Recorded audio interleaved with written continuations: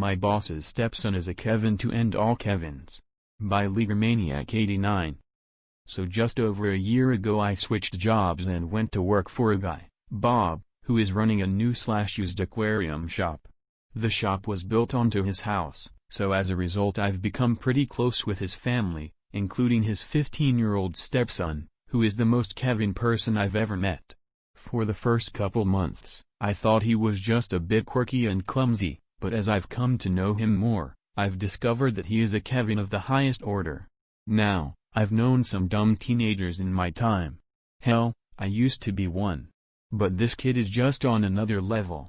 Just in the year that I've known him.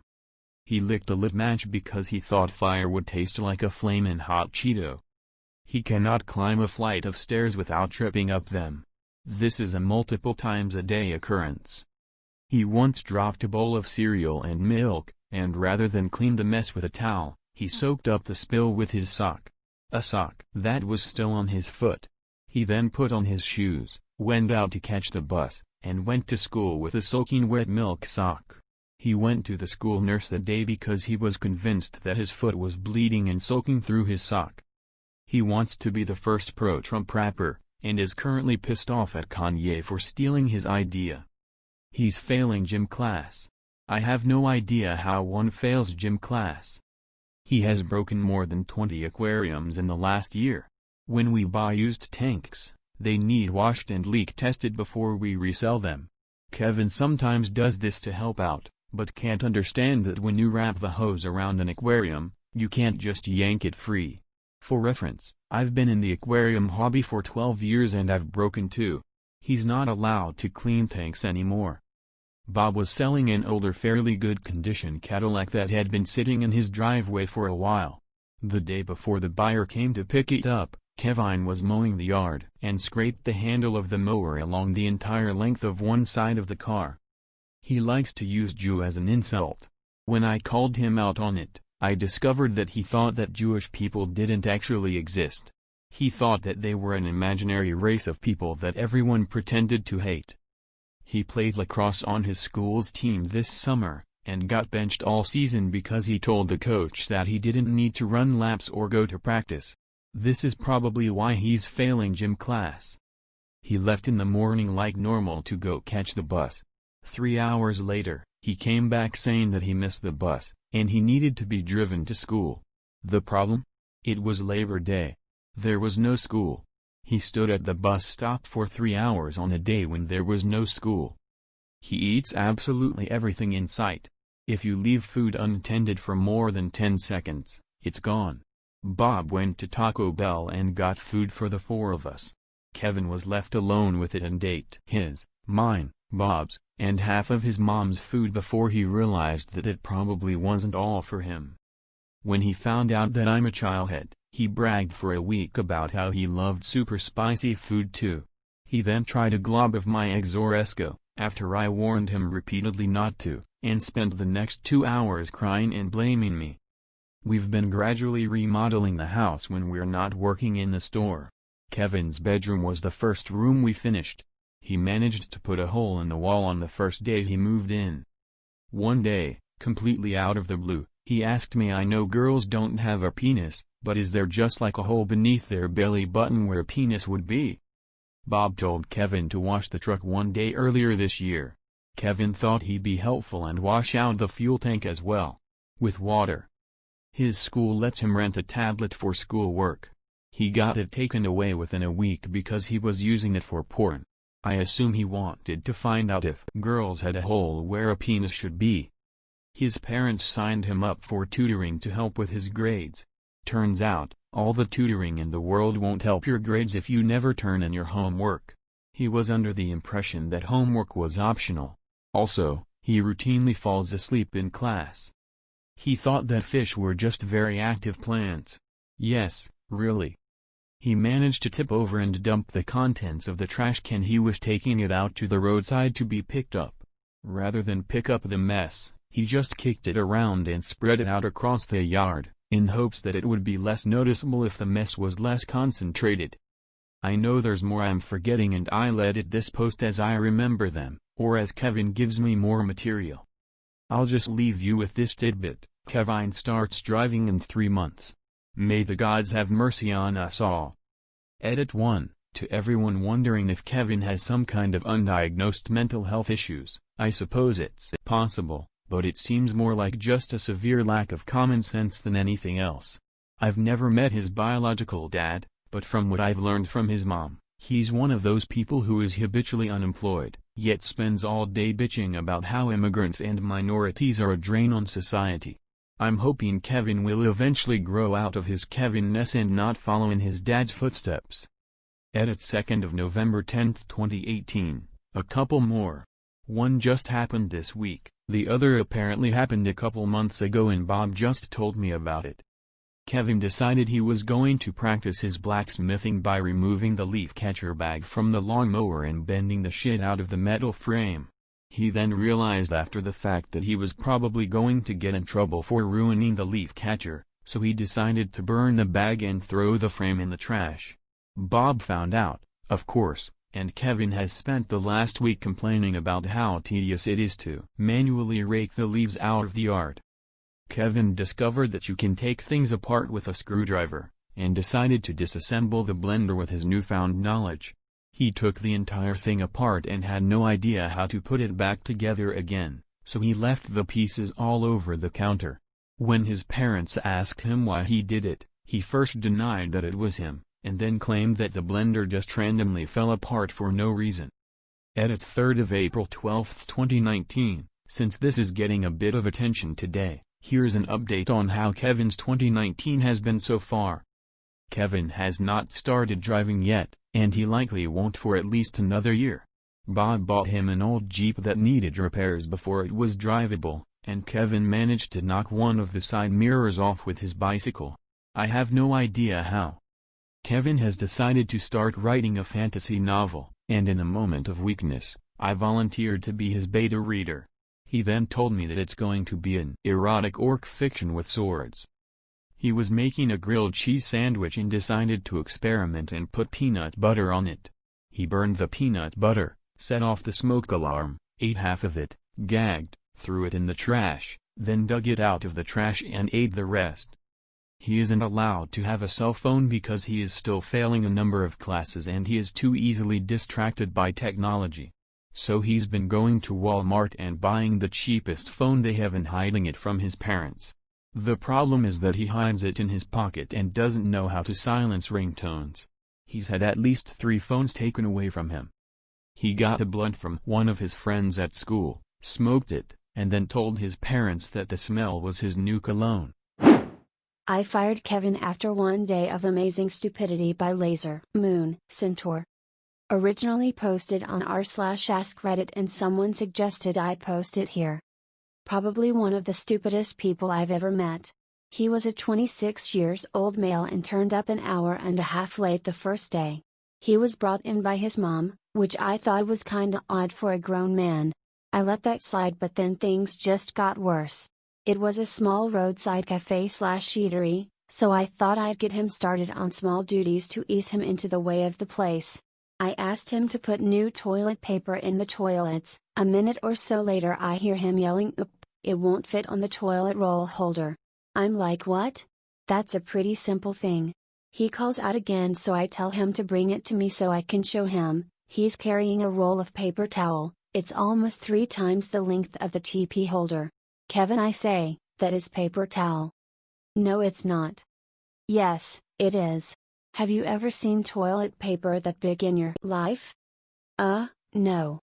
"Right, furthermore, and probably more perplexing, can you not see that this massive roll couldn't possibly fit on this small bar?" "Yeah, I thought that was odd." "Oh boy, well, the day goes on and after the kitchen is pretty much closed except for pre-cooked baked goods, I get him to give a general clean and ask to make sure he wipes down all the benches. I leave him to it as I assume he's doing fine. Ng. One of the other staff comes and says we've run out of toilet paper, and I'm like, what? That's not possible. Sure enough, all the packs are torn open and empty except for the rolls on the holders. At this stage I realize there can only be one culprit, and call Kevin over. "Did you do something with the toilet paper?" WTF is with this guy and toilet paper? Yes, I used it to wipe down the benches in the kitchen. You used 8 rolls of TP to wipe down the benches in the kitchen? Why are you using toilet paper to wipe down benches? I don't like using the dishcloth. WHO taught you to wipe down benches with toilet paper? Have you ever seen anyone wipe down benches with toilet paper? The cloth was dirty and I didn't want to clean it out. By this stage I'm thinking, day's nearly over, just let it go and I'm sure it will work out fine. Yeah, you know what's coming, Kevin strikes again, and this time, it's beyond moronic. So I've got him on serving customers pastries and the like because all you have to do is take it out of the glass bay, put it on a plate and give it them. He doesn't even have to ring it up, just pop on plate and give. Well, one of the customers orders 3 scones with jam and cream. He's behind the counter doing his thing and I have a little peek and see, yes, he's cut them in half and managed to put jam and cream on them. About a minute later the customer brings the scones back up to the counter. There's something really hard in these scones. I bit down and it was like crunching on a rock or something. Of course I'm puzzled. Oh, I'm really sorry about that, when Kevin cuts in. It's probably just the seeds in the jam. Now there's something about the way he says this that makes my alarm bells ring. Show me what you put on these scones, and I start marching toward the prep bench. Sitting on the bench is the bowl of whipped cream, and next to it, in a plastic bag, is a broken glass jar which contains the jam. The motherfucker is feeding the customer broken glass. I didn't think it would be a big deal. Are you f***ing insane? I grabbed the plate of mostly uneaten glass-infused scones. How was anyone supposed to eat this? To my utter amazement he proceeds to eat them, in front of me, all the while crunching on glass and flinching every time he does. I'm paralyzed, dumbfounded. When he finishes eating them he says, "Do you think I should go to the hospital? You're fired." Edit, it's not a f***ing Bay Marine. Sensible Sam and Kevin by _iwi. Long time lurker, first time poster, throwaway account, on mobile, no one cares. This is about a Kevin in my program at college. She was actually a pretty mediocre kid, mostly, for the first few years. She scraped by in classes, had a few friends, and more than a few moments of pure, unadulterated Kevinness. Several highlights include jumping off a 2-story roof to see what would happen, a complete inability to comprehend the difference between ice cream and gelato despite many attempts to explain it to her, and drinking an unspecified amount of espresso, and spent the better part of an hour literally running in circles around the architecture building to burn off the energy. At one point, a boy about a year ahead of Kevin in the program took an interest her. Let's call him Sensible Sam, SS. SS and Kevin set up a date at a nice place just off campus. Kevin got understandably nervous before the date. Kevin's panic response was to drink an entire large milkshake immediately prior to meeting SS. Kevin is lactose intolerant. Kevin threw up. For some godforsaken reason, SS kept dating her. They actually fell head over heels for each other, and stayed together for years, despite the fact that Kevin suggested a lovely little downtown place for dinner. Got horribly lost and could find neither the restaurant nor the way back to campus. Has lived in this town for years. Accidentally claimed to be single just after her and SS's 1-year anniversary.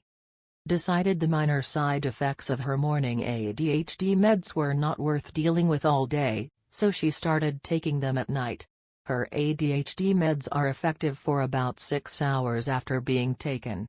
She was almost entirely useless until she went to refill her prescription and her doctor told her what an idiot she is. Asked SS how to spell his last name. His last name is 4 letters. They had been dating for months at this point. Found a way onto the roof of the art building. Was not immune to getting in trouble after putting pictures on her Snapchat story instead of a group chat. Forgot her shoes on the walk of shame. Twice. Tried to take SS to meet her parents. Somehow drove to the wrong state. Signed up for a class. Forgot about it for the entire semester. Failed because she never showed up. SS proposed a week ago. Still don't know why he deals with my dumb ass. I got lucky, y'all. My friend tries to divorce Kevin by datalaughing. When we were all younger and dumber, one of my closest friends married the craziest Kevin I've ever met. My friend had just come off of a very bad relationship that she'd been certain was going to end in marriage, when in reality the guy was cheating on her while using her to support his wannabe pro-girl for existence, then dumped her when someone with more money came along. So she was in a bad place. A few months later, Kevin appears. The first time I met Kevin was when the two of them showed up at my apartment to announce their engagement. Since I'd met the previous guy that she was seriously dating just a month before, I know they couldn't have been seeing each other very long. Turns out Kevin proposed 5 weeks after their first date. Maybe she was a bit of a Kevin too for saying yes at that point, but like I said, bad place. It's hard for me to accurately describe Kevin without dipping into being mean, because I never liked him from that first meeting. It was like he really wanted to be one of those hyper-masculine manly men but didn't quite know how. He liked to take any opportunity to bring up in conversation that he was a black belt. I remember the first time he said it because I asked, "Oh, yeah, in what?" And he looked at me like I was an idiot. "In martial arts." "Oh, right. Of course." He also would talk, at length, about how much he worked out. Turns out, he didn't actually work out at all. He liked to think of himself as a car guy, because he had a sports car he couldn't afford and treated it like his baby. He didn't actually know anything about cars, but he had one. So, car guy. But the thing that really got up my nose about the guy was that he prided himself on how very smart he was. He'd make the most outrageous claims with the most pig-headed certainty. He just knew these things were true, and if you disagreed, even if you showed actual physical proof that he was wrong, he'd just condescendingly tell you that you didn't understand these things like he did and go on with his idiocy. Just as an example, he once declared that you can't break the law at night. What exactly does that mean? We still don't know. He wouldn't elaborate. As a second example, he had trouble getting a fire going in their fireplace when he was home alone one day. His solution? Mix up some homemade napalm from a recipe he found on the internet. It was a huge disaster, set the kitchen on fire. Luckily my friend arrived home in time to grab the fire extinguisher. Yet he insisted doggedly that he knew what he was doing, and really this was the best way to get the fireplace going, and obviously she just didn't understand because she didn't know as much about this stuff as he did. Sorry, I know that's a lot of setting the stage. One last important thing to know about Kevin before we get round to the divorce I promised. Kevin was a religious nut. I don't mean he was crazy because he was religious. I've known many wonderful, intelligent religious people in my lifetime. Kevin was a crazy person who used religion as his mo. He would randomly proclaim, "The Bible says," to support whatever other crazy thing he'd said. Most people let him get away with it, because, hell, the Bible is really long and says a lot of crazy shit. Who could say that, somewhere in there, it didn't actually say whatever insane thing he was claiming? And besides, who wants to confront crazy? Even when the claim was something insane like, the Bible says that birds are of the devil. Yes, this is a thing he said one day when he was angry at birds for some reason. I was raised going to church twice a week, once upon a time. So I knew a bit about that particular book, and I had a pathological need when I was younger to call people on their bullshit. So we often butted heads.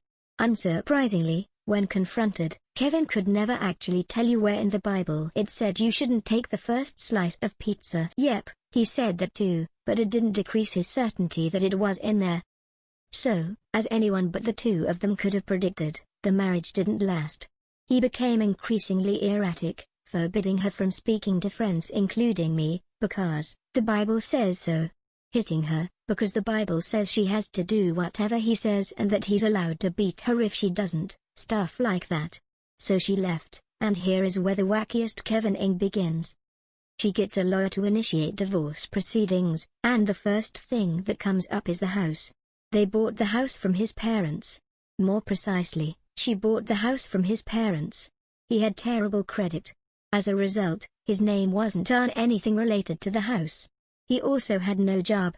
meaning he'd never made a single payment on the house. As far as she saw it, the house was hers. His mother, who came into town to support her son through his misfortune, didn't see it that way. They declared that their house still belonged to the mother and threw all of my friend's stuff out on the lawn. Friend's lawyer gets a preliminary hearing date set up, to determine the initial dispersion of important stuff like the house, at least until the divorce proceedings get all sorted. So friend's lawyer says to Kevin, "Have your lawyer contact me to set up a meeting before the hearing." A meeting is set up, and who arrives at the lawyer's office but Kevin, dressed in jeans and a windbreaker, claiming to be Mr. Steele, the lawyer. I shit you not. He decided he'd be his own lawyer and he'd call himself Mr. Steele, not his name. I don't know how the initial meeting went, but when the time for the hearing came, Kevin was once again acting as his own attorney. This time I can only assume he wasn't working under a pseudonym. Keep in mind, the rest of this is totally going off of her story to me immediately after the hearing. Kevin and his mother arrived 20 minutes late, not at all dressed for court, casual jeans and shirts. The first thing he says when he walks in is, "Can I approach the bench?" "Why?" the judge asks. "Because I have some receipts." So friend gets called to the stand. Her lawyer asks a bunch of questions illustrating just how crazy Kevin is and how bad things had gotten and about the house and stuff. Then Kevin, since he's the lawyer, gets to cross-examine. His first question: "Is it not true that you were beaten as a child?" Her lawyer: "Objection." The judge: "Sustained. The question had nothing to do with anything." Other questions included: "Is it not true that you were seeing a psychiatrist and on medication for depression?" No. It's not true. She'd never seen a mental health professional. Not sure if he thought he might trick her into lying on that one or if he was so crazy that he actually thought it was true.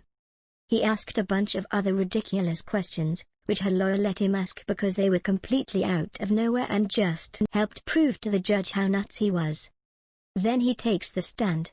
Her lawyer gets him to admit to pretty much everything they said he did, because it was all true, but he refuses to give specific answers to some of the more serious questions.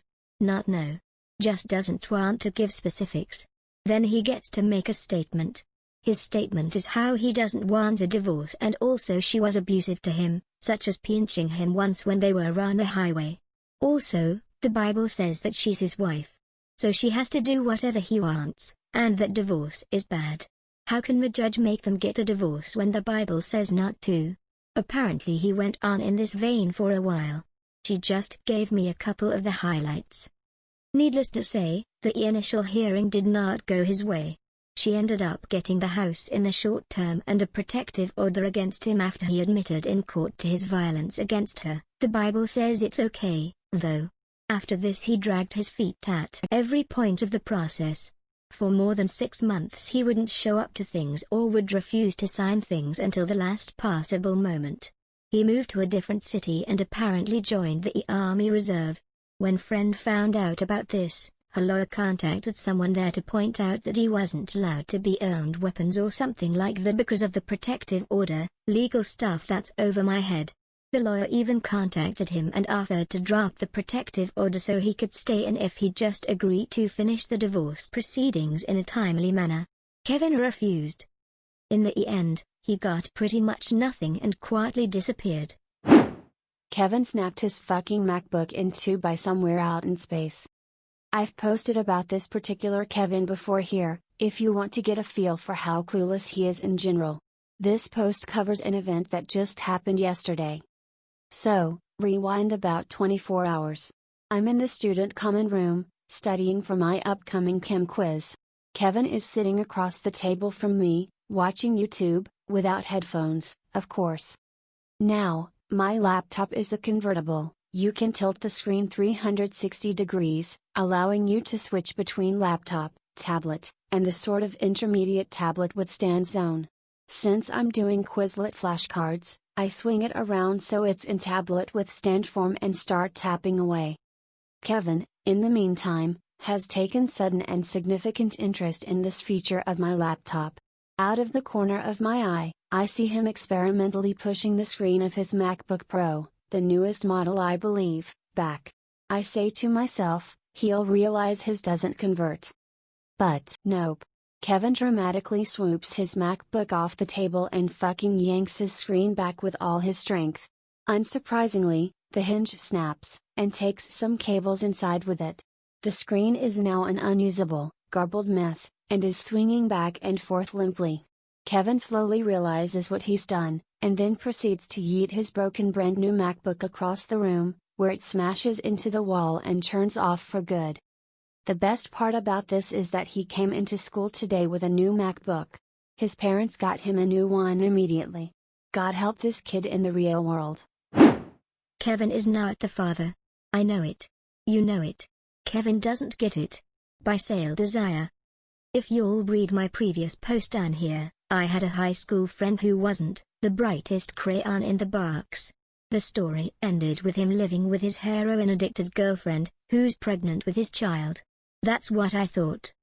I haven't spoken much to Kevin since he had gotten expelled from school, and our relationship faded into only Facebook updates on each other's lives. The other day, I was speaking to a friend, who we'll call Sarah, that still keeps in contact with Kevin.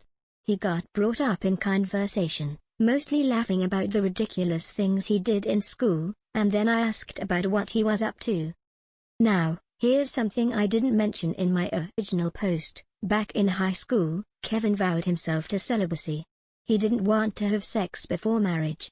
Also, despite how strung out his current girlfriend is, the only drug Kevin ever used was marijuana. I didn't really think of mentioning it in my last post, because I figured he might have changed his mind and had sex with his girlfriend. Sarah, you know the baby's not even his. Me, wait, seriously? Sarah, yeah, he's a virgin. Me, confused because he posts on Facebook all the time of how happy he is about becoming a father. Does he know? Sarah, shaking her head, nope. He legitimately thinks he got her pregnant.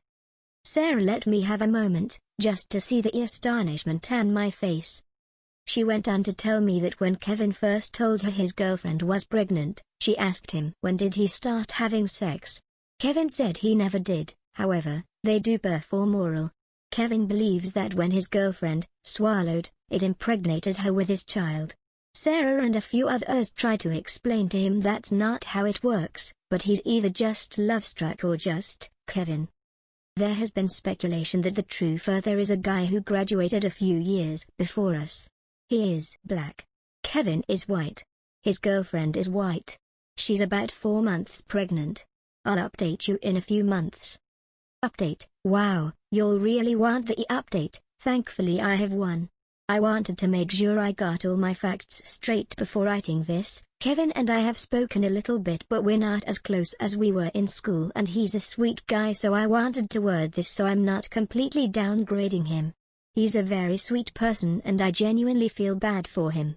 Also, it's almost midnight and I have to get up in 5, so please excuse us. Okay, so before I give the results, I need to talk about what has happened over the past 4 months. Kevin's mom and my dad are extremely close, and she told him that she was making Kevin take a paternity test when the baby is born. She wanted it during the pregnancy, but Kevin's girlfriend refused. Finally Kevin did get suspicious by how hostile his girlfriend was being, and they got a court order. At this point Kevin had kicked her out of his apartment until he could confirm the child was his, and she moved in with some random guy. Kevin still provided her with money and rides. I don't know all the details involving the court or the paternity task. I didn't want to be invasive, but long story short, about a few weeks ago Kevin's now ex-girlfriend gave birth to a little baby girl. She was white, but Kevin is not the father. Kevin's mom told my dad, who told me, and other friends confirmed. I didn't want to intrude on Kevin since I know it was hard for him, but I told him I was sorry and tried to cheer him up a little. I don't know who the father is. I don't even think his ex-girlfriend does. The ex-girlfriend still claims Kevin is the father and is a deadbeat who doesn't want to be a good father. I and few others called her out on her numerous Facebook posts, but was then blocked. Kevin's slowly pulling himself back together, and I think he is doing a lot better. He definitely feels like a dumbass, but he's doing good. The other day we decided to FaceTime and he was trying to remove jammed toast from the toaster with a butter knife, so you know, there's that. I stopped him from continuing to do it. My Mom Kevin by alrightthenokay. My dad and I were downstairs in the living room where the landline was kept. The landline rang and my mom, 5 tall chubby Asian lady, comes barreling down the stairs at top speed. The phone stops ringing. She goes back upstairs. A minute later, the same thing, phone rings. Kevin bolts down the stairs, phone stops, she goes back upstairs, this time audibly annoyed by the mystery caller. After this happens for the 3rd time in 10 minutes, we ask her what the hell was going on. Turns out she was unknowingly calling the landline from her new cell phone. Then, upon hearing the phone ring, she was hanging up her cell and running downstairs to grab the phone. We haven't been able to figure out why she dialed the landline number in the first place. She didn't have an answer for that one. Today Kevin reached a whole new level of stupidity by Timmy_94. So today while at work our local Kevin approached us looking very down in the dumps. Now, most people know Kevin, most people try to avoid him, but today I decided to ask him about his depressed look on his face. Me, hi Kevin, what's wrong? Kevin, well, I'm getting a divorce. Me, oh, why? What happened? Kevin, I took my 2 children to do DNA tests, turns out they aren't mine. I tried to hold in my laughter. I tried to calmly explain to him that his children most definitely is not his. You see, these 2 children are his stepchildren. Kevin did not understand this. The children see their father on a regular basis and he thought that somehow his DNA would be present in them because he has had them since they were very young. Oh Kevin. You poor, sweet soul. Kevina thinks she's bilingual by Schattentochter. Austrian here. My sister used to take in couch surfers from all across the world. Most were lovely fellas with interesting stories to tell. But one time, we hit the jackpot. We got a set of 4 American stereotypes. The ones that I used to think were only real in movies, and one of them was an airheaded cheerleader who was one hell of a pain. Since they're not relevant to the story, I won't go into detail about how rude and obnoxious Kevina behaved during the days leading up to the event, but let me tell you, at this point, even her friends were done with her. It's New Year's Eve, the couch surfers decide to stay with us instead of going out into the city and my sis and I go about our New Year's celebration the same way we always do, having fondue, dancing to the Blue Danube and watching Dinner for One. Midnight comes and goes and within less than 5 minutes, Kevina takes her laptop to the other room to video call her parents, leaving the door open. And off she goes, complaining loudly about how my sister and I are embarrassing as fuck, literally how she pronounced it, how that Austrian food we had sucked. As much as I would love to claim fondue for our cuisine, the French would likely be opposed, how the mountains looked fake and whatnot. My sister and I were in the living room with the others, perfectly able to hear every single word while her friends turned red as tomatoes and started giving us apologetic looks. Cue Kevina's return, marching into the living room with the carefree attitude of the ignorant dumbass. Kevina's friend, Kevina. We heard you. All of us. Kevina, so what? I was talking American. My sister and I just looked at each other and started laughing so hard, it took us a few minutes to calm down. She had been talking to us every single day in English but somehow that was different in Kevina's world. Her friends apologized profusely, Kevina did not because she just couldn't believe, even when we told her, that, yes, we do understand American. Edit, I forgot to mention the part where she complained about stupid Austrian TV regarding Dinner for One. For those of you who don't know it, it is an English sketch and it was shot in the UK Germany. Thanks to the commenters who pointed this out to me. Additional edit, since a few of you were talking about it in the comments, the fondue I am referring to is fondue bourguignon, a French dish. But you are correct by pointing out that not all kinds of fondue come from France. If anyone's curious, here goes. Kevin can't stop saying rapeface. By always_a_misspell. This is another story of the Kevin who can't cut sandwiches. If you are just joining in now, you can catch up here. So this particular Kevin, like most Kevins, didn't have a filter whatsoever. He was known for saying and yelling inappropriate stuff. Kevin would scream asshole, then get in trouble and yell it even more. Kevin would fart as loud as possible at every occasion. Kevin once told his mom he wouldn't go to prom because no one would fuck him. Kevin at a child's birthday party in front of the parents wouldn't stop talking about breastfeeding. He kept saying I was breastfed up until my dad caught me. He shortly after started to yell that one of the children there was breastfed from the tallywaker. The laughter of course only encouraged this behavior. The worst though was his use of the term rapeface. A little background on why he loved that word. One day while a group of friends of mine who all knew Kevin were hanging out, someone pointed out Kevin would get this weird look on his face sometimes. The best description I can give is from that movie Full Metal Jacket. Remember when the crazy dude went into the bathroom and started monologuing right before he killed the drill sergeant? That crazy-ass look on his face. That was the look. To make things worse, he kinda looked like the actor. Well, we often referred to this as his rape face. He overheard us talking about it and thought it was hilarious and started to use the term quite often. Fast forward a few years later when Kevin developed a drug habit that eventually got him busted. When he was arrested, he was trying to hide the drugs in his crotch. The cops saw and pulled him out of the car widow while he screamed, "I'm just scratching my balls." He was forced into a state rehab program through drug court and attended not hype meetings regularly. One day in one of these meetings the group was asked what they did to start their day to prepare to be drug-free. Kevin says, "Well, I wake up and immediately take a steaming hot shower, then I get in front of the mirror and give myself a nice clean shave. Then I look in the mirror, put on my rape face and attack the day." The person running the meeting told Kevin to not use that term, that it was inappropriate. Unfortunately though, someone chuckled the first time he said it, giving Kevin the green light he needed. Kevin felt the need to defend the phrase. The woman running the meeting gives everyone a 5 minutes break and take Kevin out in the hall.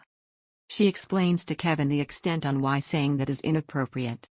She told him that most likely at least one woman in the room had been sexually assaulted and that he should be respectful and not joke around with a word like that. Kevin agreed and said he wouldn't do it again. The meeting starts back up and this time they are all going around the circle telling the stories of their lowest point. It gets to one guy and he tells a tragic story about how he failed at everything in life and eventually tried to kill himself by stepping off a bridge. He survived the fall and noted that he even failed at his own suicide and that was his lowest point. Kevin decided this was the perfect time to chime in. "You know you wouldn't have failed that day if you would have just put on your rape face before you jumped." Kevin expected laughter. Kevin was kicked out of the meeting. The meeting leader told the judge at drug court what he did. Kevin was sentenced to 3 days in jail because he wouldn't stop saying rape face. Pill-pooping Kevin by sunnykl. A few years back, one of my husband's fraternity brothers stayed with us for a long weekend so he could attend some reunion type thing. I'm fairly sure he's a Kevin. Since hubby and I had a long-standing family obligation on Friday night, Kevin was left to his own devices in the house. I knew this wouldn't end well, but I was expecting get the dog drunk type antics. Nope, Kevin went in the freezer for some ice cream, or maybe he was just being nosy. Anyhow, he saw some unlabeled tablets in a blister pack and decided they were drugs. Why? Who knows what goes on in the mind of a Kevin? Hubby and I aren't the types to have anything stronger than Advil in the house. Regardless, he popped a couple. After an hour or so of nothing happening, he decided to take 4 more. When we got home, Kevin informed us that we'd better ask for a refund because those pills in the freezer were duds. What pills? The ones in our freezer? That's cheese-curdling enzymes called rennet. I'd been going through a phase of learning to make my own cheese. Rennet is a necessary ingredient that comes in that form and is best stored in the freezer. It absolutely will not make you high. In that quantity, it will cause severe gastric distress best not observed in nature. I will never forget the sounds that came from the bathroom all Saturday. Don't take mystery pills from the freezer, Kevin. They're not all gonna be drugs. Kevin ruins a brand new $1000+ uniform because he can't understand simple directions. By myheelswillcrushyou. Kevin, real name is actually Kevin, I wish I was joking, is a bass drum in our marching band. In addition to his former band felonies, always being late to rehearsal, not knowing how time signatures work, dropping his drum on a daily basis, Kevin has committed a new and worse crime. After 12 hard years of constant fundraising, our band finally bought new uniforms to replace our old ones from the 90s. These were not cheap. Each uniform came with a cost of about $1,000, not including the price for hats, gloves, and shoes. Because of the new uniforms, our band director drilled into us the no eating in uniform rule, a simple enough rule to follow especially if we heard it dozens of times a day. Our last competition of the year was in a large football stadium, and due to some timing issues we wouldn't be allowed to take our uniforms off between our performance and when we had to leave. Therefore, we would all have to wait an hour or so until we could get back to the bus and eat the dinners we had packed. Kevin had different ideas. Apparently he had shoved money in his uniform before performing and used it to purchase a large serving of barbecued chicken wings. He then proceeded to eat them in uniform, and was completely clueless to the giant orange stain going down the entirety of the front of his white uniform until my band director saw and freaked out. Needless to say, it was a fun time and Kevin was extremely confused as to what he did wrong. Hopefully the dry cleaners can fix it, or our band is down a $1,000 uniform. I'm married to a Kevin by theycallmeVern. Oh, the stories I have. I think my husband could be the king of all Kevins. One of my favorites is when he wanted to remove his back hair but no one was around to help. He is not a hairy person at all, but when he gets something in his head he can't stop thinking about it. His great idea was to get an body hair remover, spread it on the bathroom floor and lay in it. I can picture all 300+ pounds of him doing nair angels in our bathroom. He gets in the shower and rinses it off and then goes about his day. Went to a work appointment, worked out at the gym, then picked up the kids from school. While walking out our son asked why he had a bald spot in the back of his head. OMG, he got nair in his hair and had a perfect bald-shaped 3 on the back of his head. After a few more days more hair fell out and it was a perfect 8. I could write a book on the stories I have of him. Edit. I'm glad I was able to make some people laugh today. I wish I would have shared the photo I have of his hair with you. I can't figure out how to link it. Sorry, I'm a bit new to Reddit and still figuring stuff out. Edit. I figured out how to share the picture. Enjoy. Nair hair.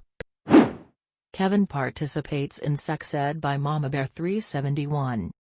I teach high school at an alternative program for kids who are removed from the traditional school setting for drugs, violence, weapons, etc. One year, we got a Kevin who came to us because someone dared him to bring marijuana to school. He did, got caught, and was sent to our program. Later that semester, we had a group come in and do sex ed. They would come every day for a week for about an hour each time. Each day brought new hilarity. One day, Kevin explains that the best way to decide if a girl has an STD is to stick his finger in his ear, get earwax, and then shove it up her vagina. If she jumps, she's got something. No amount of explanation could convince him that he was disgustingly wrong. Another day, he asked with all seriousness, what happens if I pee inside a girl? Probably the best moment was on the last day.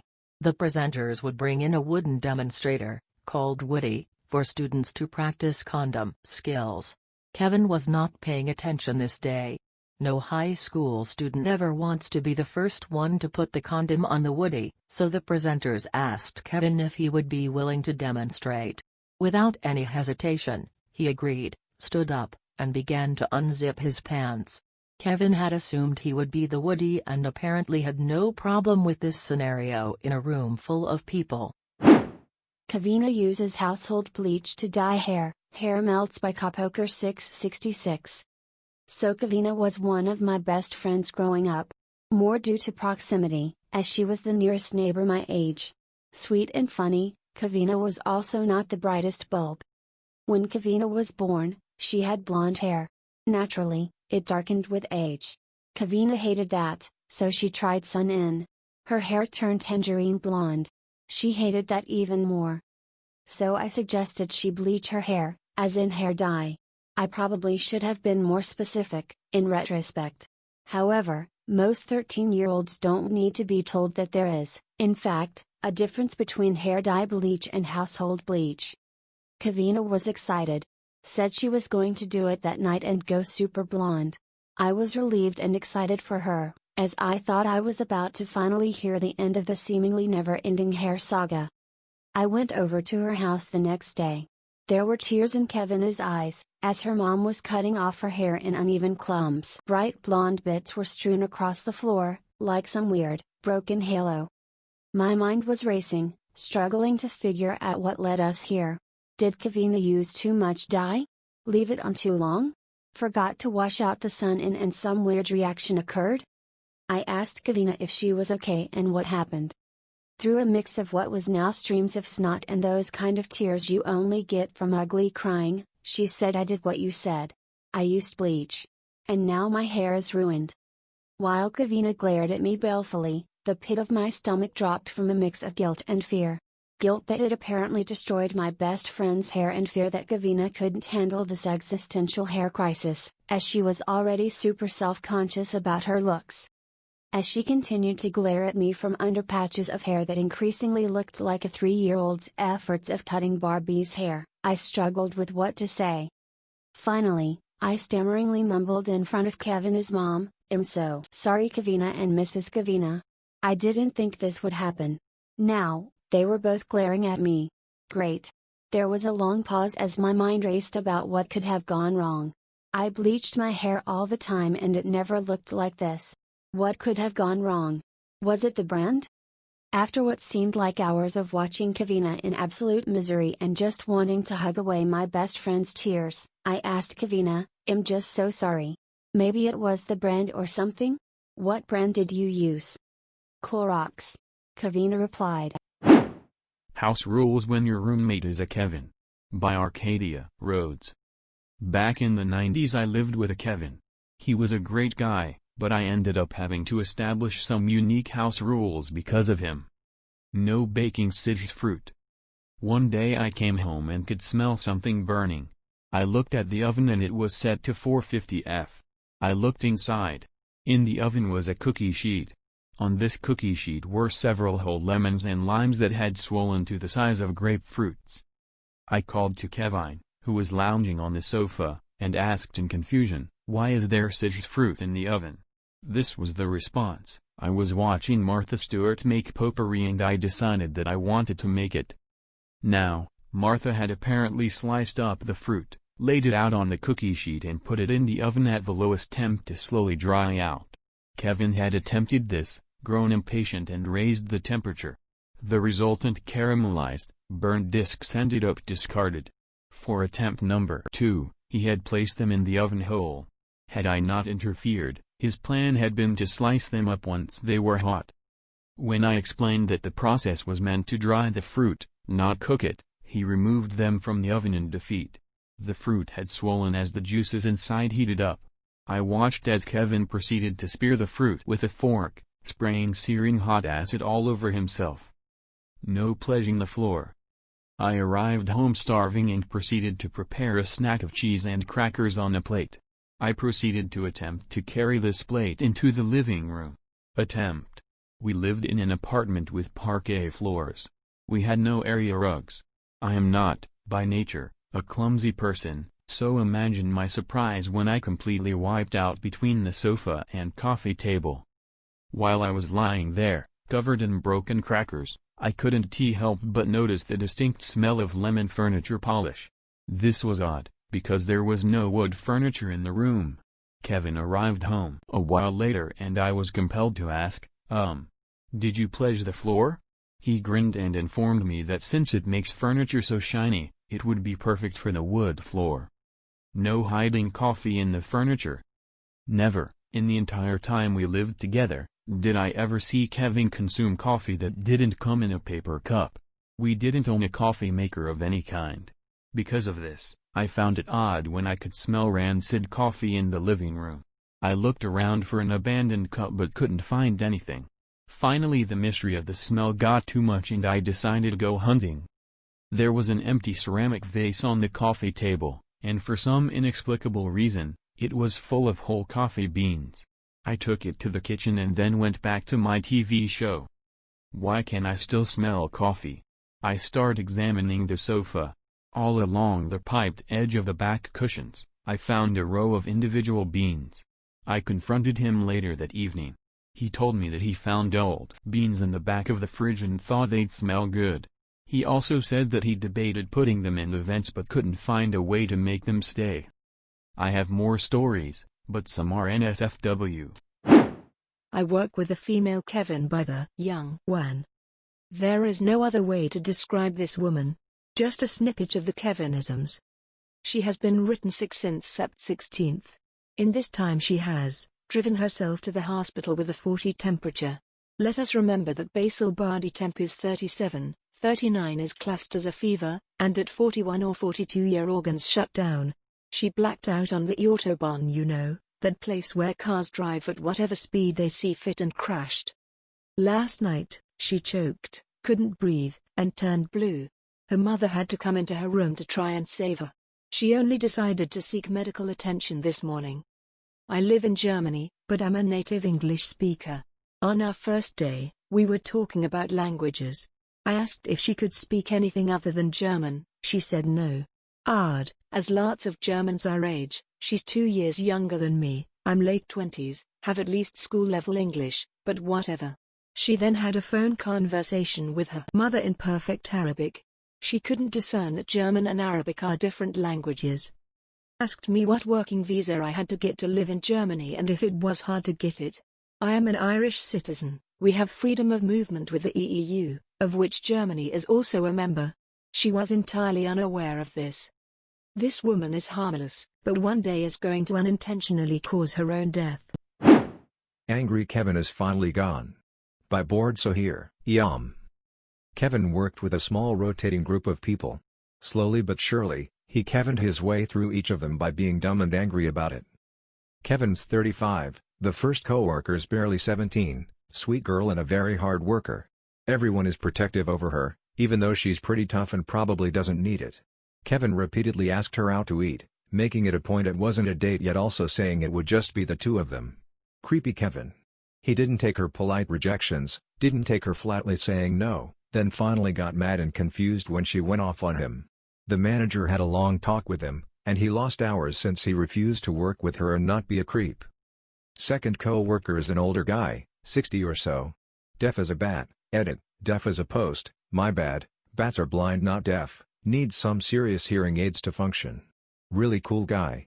Kevin first complained the older guy was allowed to wear headphones. Manager explained the difference but we're not sure he understood.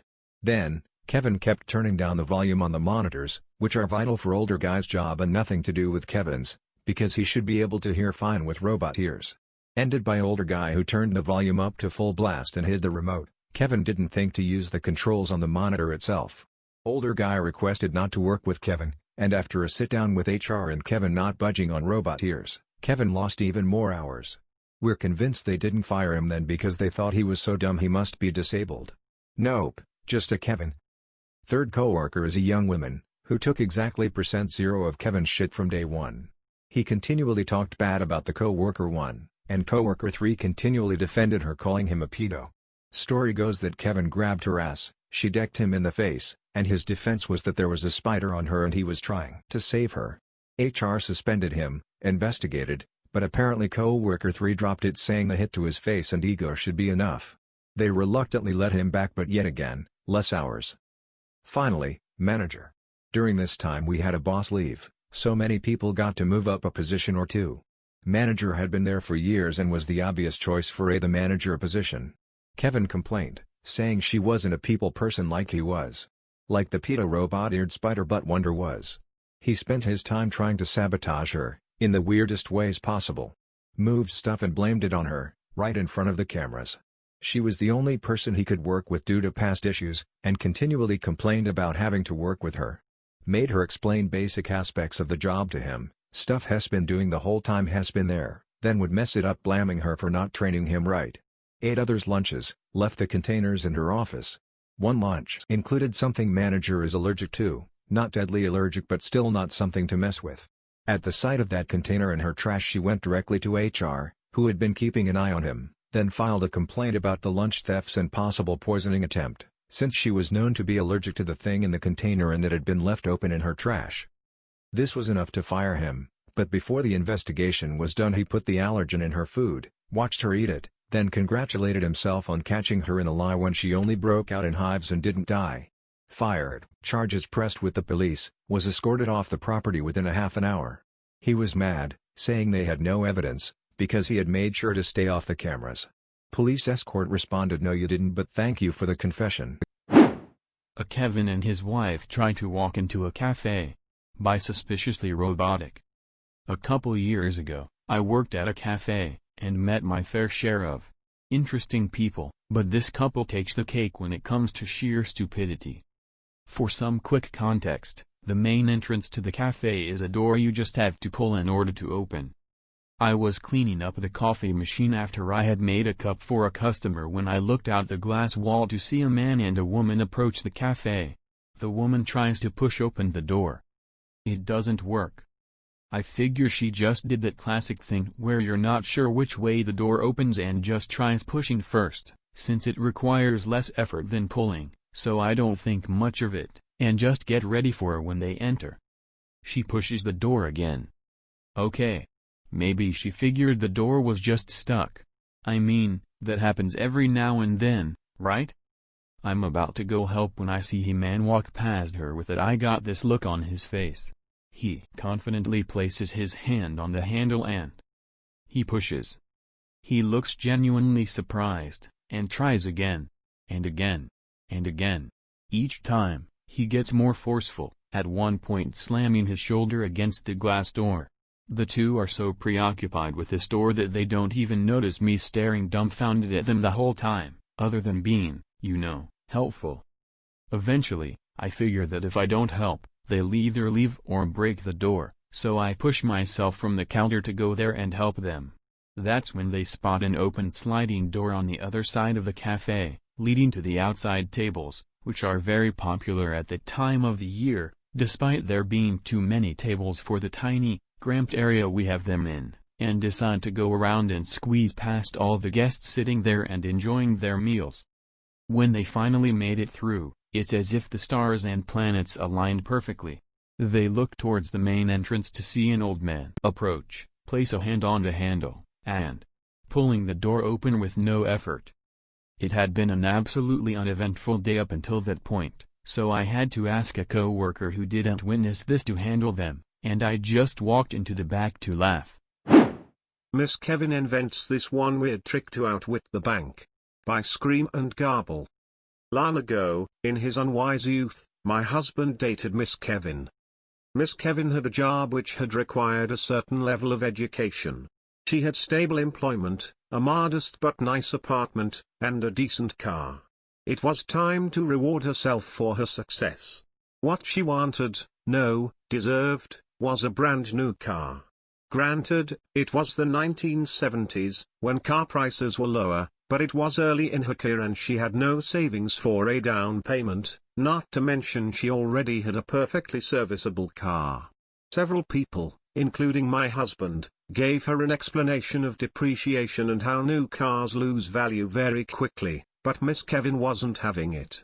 She wanted a new car and that was that. Somehow she got someone, we'll say it was a bank, but it may have been a finance company, to give her a loan.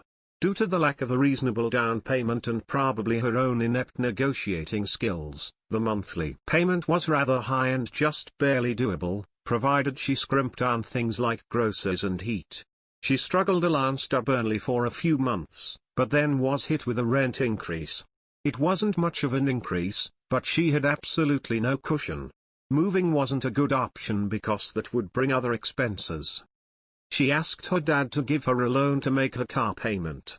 He agreed, but made it clear it was a one-time thing. "You've got to talk to the bank and get out of that deal," he told her. "You're going to lose money," because she was now upside down on the loan due to depreciation, but you're just digging yourself in deeper. Miss Kevin thought it over, and she came up with a plan. It was, to Miss Kevin, the most brilliant plan ever thought of. In fact, she couldn't understand why no one had ever come up with it. She would sell the car. She did not discuss this plan with anyone, perhaps out of fear of blinding them with her brilliance.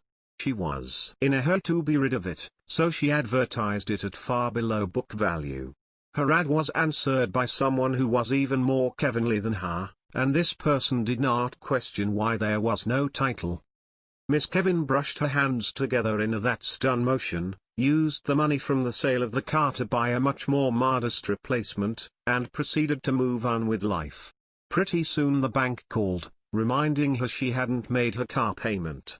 "I don't have the car anymore," she told them with what can only be imagined as great satisfaction, "so I don't have to make the payment." What had she done with the car, they asked. "I sold it." "I see," they said. "And exactly where is the car right now?" Needless to say, the car was quickly repossessed by the bank from the person who thought they had bought it. Miss Kevin was quite shocked to learn she did indeed have to pay back the loan, which as mentioned earlier was currently more than the value of the car. She was also shocked to learn that if you sell someone a car you don't actually own and it gets repossessed, the person you sold it to will demand their money back. My husband, hearing all this, decided that just maybe he'd look for a girlfriend who was a little bit brighter.